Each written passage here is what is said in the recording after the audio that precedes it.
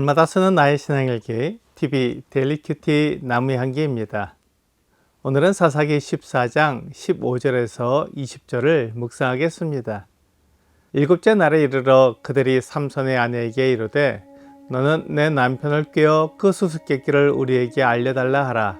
그렇지 아니하면 너와 내 아버지의 집을 불사르리라. 너희가 우리의 소유를 빼앗고자 하여 우리를 청한 것이 아니냐.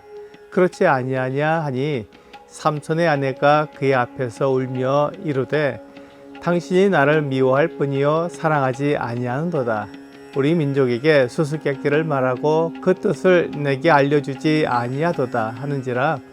삼손이 그에게 이르되 보라, 내가 그것을 나의 부모에게도 알려주지 아니하였거든 어찌 그대에게 알게 하리요 하였으나 7일 동안 그들이 잔치할 때 그의 아내가 그 앞에서 울며 그에게 강요하므로 일곱째 날에는 그가 그의 아내에게 수수께끼를 알려주매 그의 아내가 그것을 자기 백성들에게 알려주었더라. 일곱째 날 해지기 전에 성읍 사람들이 삼손에게 이르되 무엇이 꿀보다 달겠으며 무엇이 사자보다 강하겠느냐 한지라. 삼손이 그에게 이르되 너희가 내 암송아지로 밭갈지 아니하였더라면 내 수수께끼를 능히 풀지 못하였으리라 하니라. 여호와의 영이 삼손에게 갑자기 임하심에 삼손이 아스글론에 내려가서 그곳 사람 30명을 쳐 죽이고 노략하여 수수께끼 푼 자들에게 옷을 주고 심히 노하여 그의 아버지의 집으로 올라갔고 삼손의 아내는 삼손의 친구였던 그의 친구에게 준 바 되었더라. 삼손은 블레셋 친구들에게 수수께끼를 냈습니다. 하지만 블레셋 청년들은 삼손이 낸 수수께끼를 풀 수 없었습니다. 그렇다면 그들이 삼손에게 베옷 한 벌씩과 겉옷 한 벌씩을 주어야 했습니다. 베옷 한 벌과 겉옷 한 벌은 매우 비쌌습니다. 그래서 혼인잔치에 온 블레셋 청년들이 큰 손해를 입게 되었습니다. 그래서 그 청년들은 삼손의 아내를 협박하여 그 수수께끼의 답을 알려달라고 말했습니다. 만일 삼손의 아내가 그 답을 알아오지 않으면 그 여자와 그의 아버지의 집을 불사르겠다고 말했습니다. 삼손의 아내에게 그 협박이 통했습니다. 삼손의 아내는 삼손에게 울면서 말했습니다. 당신이 수수께끼를 내고 그에 대한 답을 자기에게 말해주지 않았기 때문에 삼손이 그 여자를 사랑하지 않은 것이며 미워한 것이라고 말했습니다. 삼손은 블레셋 여인에게 그 사실은 부모님에게도 말하지 않은 것이라고 말했습니다. 그 말은 삼손에게는 그 여자보다 부모님이 더 중요하다는 것이었습니다.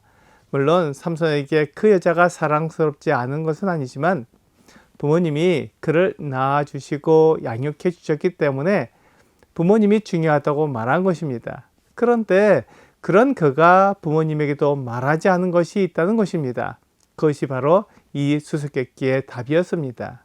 삼손은 그가 사자를 죽인 것과 죽은 사자의 몸에 꿀이 있어서 그것을 떠먹은 것을 말하지 않았습니다.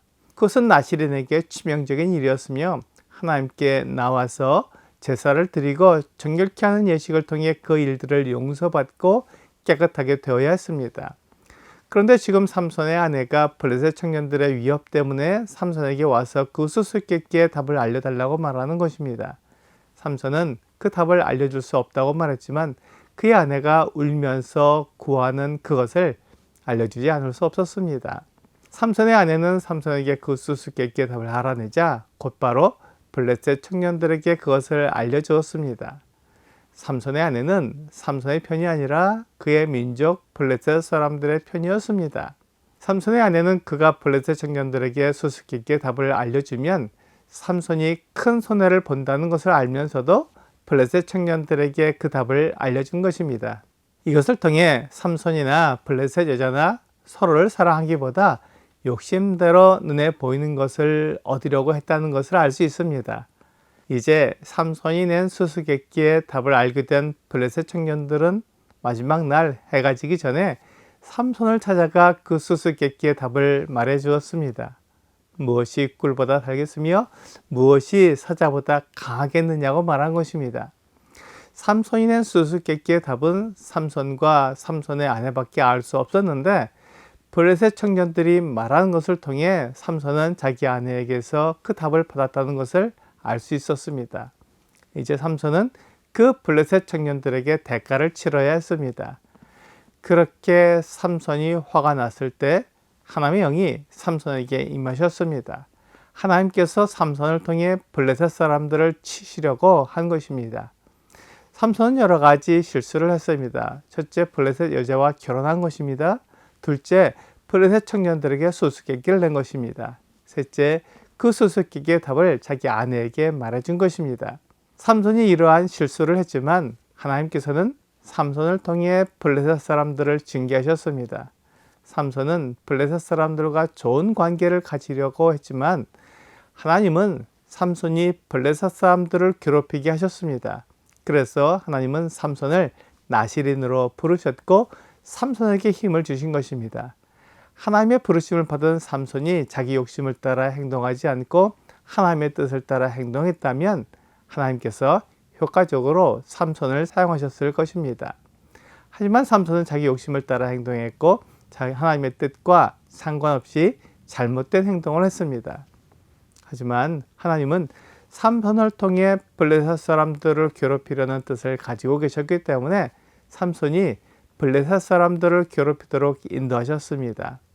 하나님의 영의 감동을 받은 삼손은 아스글론에 가서 그곳 사람 30명을 죽이고 노력하여 수수께끼를 푼 청년들에게 옷을 주었습니다. 삼손이 여러 가지 실수를 했지만 그것으로 블레셋 사람 30명을 죽일 수 있는 기회를 만들었습니다. 하나님은 삼손의 실수를 선함으로 바꾸시는 분입니다. 선악의 기준은 하나님께 있습니다. 내가 보기에 선하거나 악한 것이 선악이 아니라 하나님이 선하다고 말씀하시는 것과 하나님이 악하다고 말씀하시는 것이 선악의 기준이 됩니다. 삼손의 눈에 좋게 보이는 블레셋 여자와 결혼하는 것은 하나님의 기준에 선하지 않습니다. 하지만 삼손이 블레셋 사람을 해치는 것이 하나님께 선한 것이기 때문에 그것은 선한 것입니다. 오늘의 적용 질문을 보겠습니다. 내가 잘못한 일도 때로는 주님께서 선으로 바꿔주십니다. 실수를 은혜로 사용하신 하나님의 손길이 있었다면 적어보세요. 선악의 기준을 하나님께 두면 내 생각대로 행동하지 않습니다. 하나님이 선하다고 하시는 것을 행하고 하나님이 악하다고 하시는 것을 행하지 않을 때 하나님이 기뻐하십니다. 비록 내가 실수를 해도 하나님의 뜻을 이루기 위해 그 실수를 사용하셔서 선하게 인도해 주십니다. 오늘 나의 실수를 선하게 인도하시는 하나님을 믿고 따르는 여러분과 제가 되기를 주 예수님의 이름으로 기도합니다.